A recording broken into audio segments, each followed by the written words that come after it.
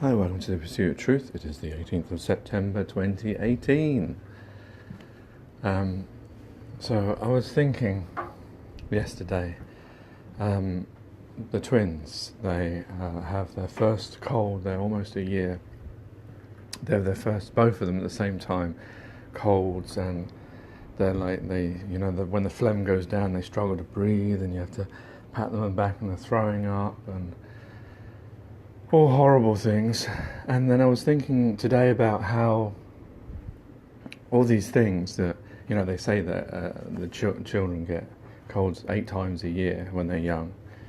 I guess it helps build up their immune system. But what I was thinking is, I and my wife, we would have gone through this, and now we're repeating the same thing. And it is amazing how having children opens your eyes to a lot more things you didn't take into account.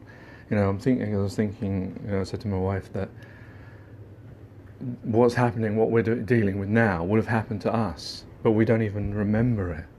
Our parents would have looked after us, cared for us, made sure that we were okay, fed us, helped us when we were ill, all those things, and like if you think about when you were a baby, all of the stuff that, wiping nappies, trying to feed you 10 milliliters of milk at the middle of the night 8 times every hour.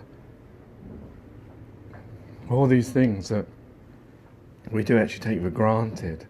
And, I've often said that a child, it's impossible to ever pay back what's been done for you by your parents. No, obviously there's good and bad parents and different shades and this, that and the other, but I'm just talking generally.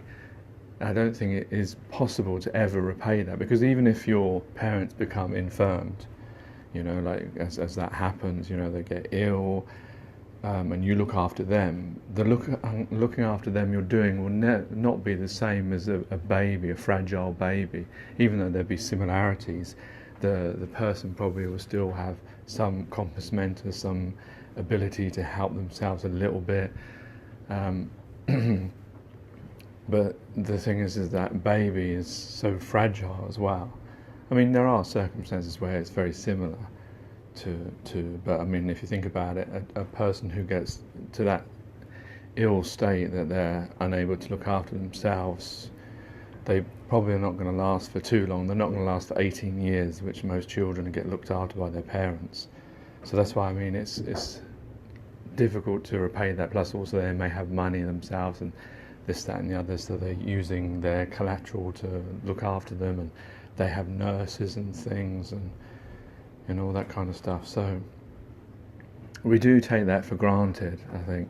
But the thing I was thinking of into this, that is all the stuff that goes inside when you're a baby. My babies are watching, on YouTube stuff, nursery rhymes. A lot of these nursery rhymes, I'm listening to them thinking, well, we shouldn't be teaching these things. Like from a flat earth point of view, you've got ones about the planets and this, that and the other. And from a normal point of view, from anyone who doesn't believe in that and just believes in, bringing up good children, the idea of Baa Baa Black Sheep still being sung, in the sense that it is, one for your master, one for the dame. What do you mean, one for your master? The master. And when you go to the library, they do these things, the council, where they sing all these songs. And so, it's getting into people's head, this idea of you have a master, you have an authority, which we, at this day and age, we shouldn't be teaching that, surely. No man has a master. Anyway, so then I was thinking, I was listening to YouTube, Jamie Brown was talking to Pete Shea, and he brought up a really good point about him and his son. This Pete Shea used to play a game of wars with his son, and he was using it as an example of, in life, when you're born into life, there's already all this stuff already been done before, these different layers, all this time, all this history, all these systems, and you then have to play the game. You think you're playing the game at 0, stage 1, but all this stuff before has all been laid out. So he was saying that, if you were playing games of war and you started on level 4, how difficult it would be, because you need the progression from 0, level 1, 2, 3, whatever. And I thought that was such a great, is it metaphor or simile or an example, whatever you want to call it, for life. We don't often see that. We think of ourselves, because we start at 0, we start a baby, and we reach up to 1. We make us think that it's a fresh start, and we're starting the game at level 1, but we're not. Like he says, we are starting in the middle of the game, or maybe towards the end, depending when the end is. And there's all this stuff that's happened before that you have to then take a grasp of, and often a lot of us forget about that. And then I was thinking about all these different layers, all the different times, all the divisions, the different things that divide us, whether it's countries, whether it's so-called skin colour, whether it's football teams, whether it's what sports you like, where you work, your hobbies, all these different things. I mean, there's, I don't know, thousands, maybe even millions of divisions that divide us into our own little worlds, as it were. And then I was thinking about, like I've previously been talking about, how then would we ever,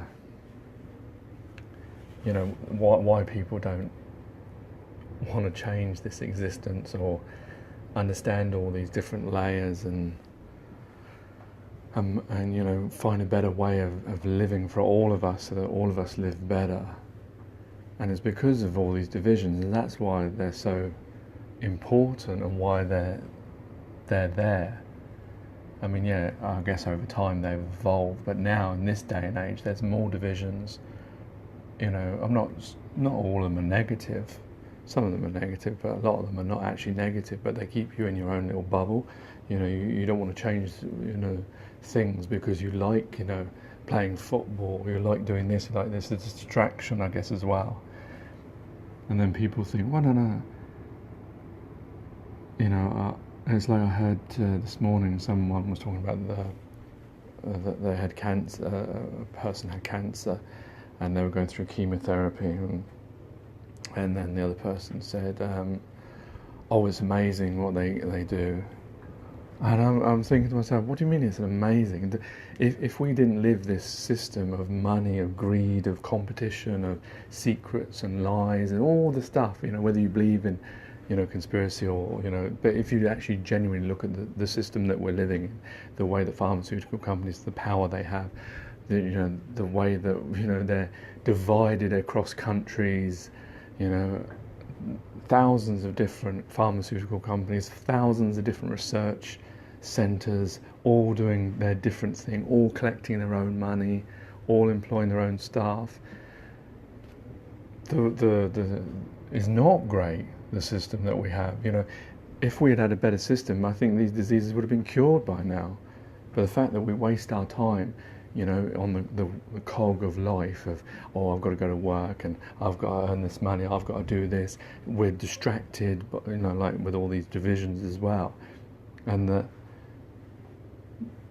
because even if you say that there are like researchers who really want to find, and I'm sure there must be researchers, like us, people who strive, want to see a better world. There must be people out there who want to find cures. But the fact is, if they have limited resources, limited money, it doesn't matter, they're never going to find it because it will take so long.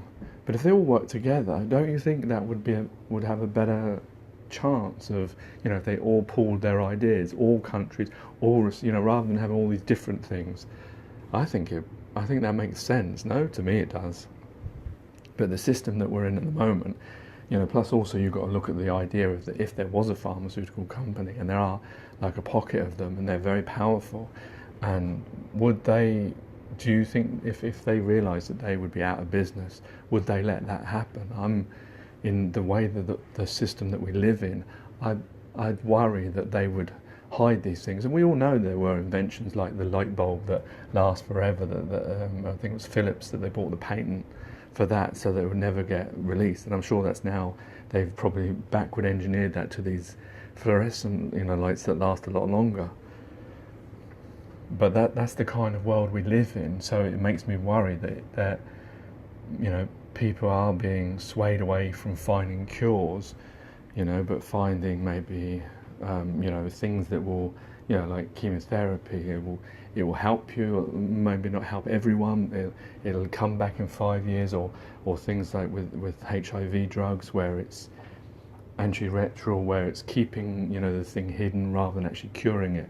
I think there's too much of that kind of medicine. I can't believe there's not been like a penicillin breakthrough for such a long time with all these. I know there are little things out there, and you know, but I just think the way the system is, and that's just one example of the failing of the system that we live in. And but yeah, why there's all these divisions and patriotisms and loyalties, I find it very difficult to think that anyone would actually put the neck out for the change. Well, I would need so many people. Anyway, I'm not going to that because I've gone, that will depress me, and I've mentioned that many times.